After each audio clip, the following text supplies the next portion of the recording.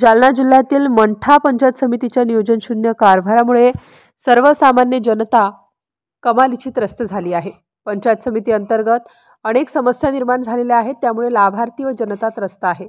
विधानसभा निवडणुका पार संपल्याने सत्ताधारी विरोधकांना प्रशासनाच्या माध्यमातून अडचणी निर्माण करण्याचा प्रयत्न करत असल्याचे चित्र सध्या या ठिकाणी दिसून येत आहे। त्यामुळे सर्वसामान्य नागरिकांचे प्रश्न आपल्या स्तरावरून तात्काळ निकाली काढण्यासाठी मंठा तालुका वंचित बहुजन आघाडीच्या वतीने स्थानिक गटविकास अधिकाऱ्यांना लेखी निवेदन सादर करण्यात आले आहे। यामध्ये घरकुल लाभार्थ्यांची पिळवणूक थांबवावी, रोजगार हमी योजना अंतर्गत पांदन रस्ते, शेततळे यांसारखी कामे अत्यंत निकृष्ट दर्जाचे होत आहेत, ती कामे दर्जेदार करण्यात यावी व बोगस कामे करणाऱ्यांवर कार्यवाही करावी। प्रत्येक रोजगार हमी योजनेच्या कामावर तपशील दर्शवणारी फलक लावावे, अशा विविध मागण्या पंचायत समिती प्रशासनाकडे करण्यात आल्या आहेत। MCN न्यूज मराठीकरिता राजकुमार कांगणे, जालना।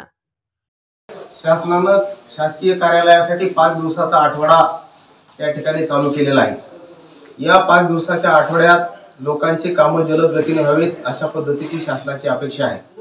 कर्मचाऱ्यांची कार्यतत्परता वाढावी हा त्याच्या पाठीमागचा उद्देश आहे।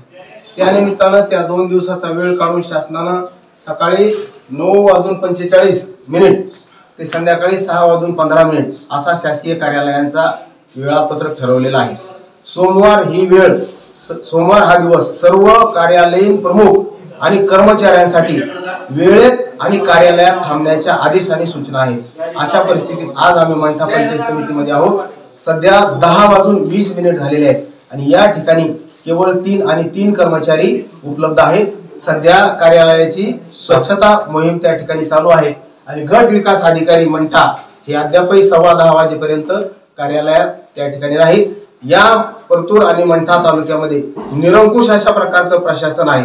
केवळ या ठिकाणच्या एक लोकप्रतिनिधीला, या ठिकाणच्या आमदाराला जर सांभाळलं तर तालुक्यातल्या जनतेकडे पाहण्याची आवश्यकता नाही, अशा पद्धतीचा समज या ठिकाणच्या अधिकाऱ्यांचा त्या ठिकाणी झालेला आहे आणि त्यामुळे हे सर्व कार्यालय सताड जसं ज्यांना वाटेल तशा पद्धतीने या ठिकाणचे अधिकारी वागत आहेत। धन्यवाद।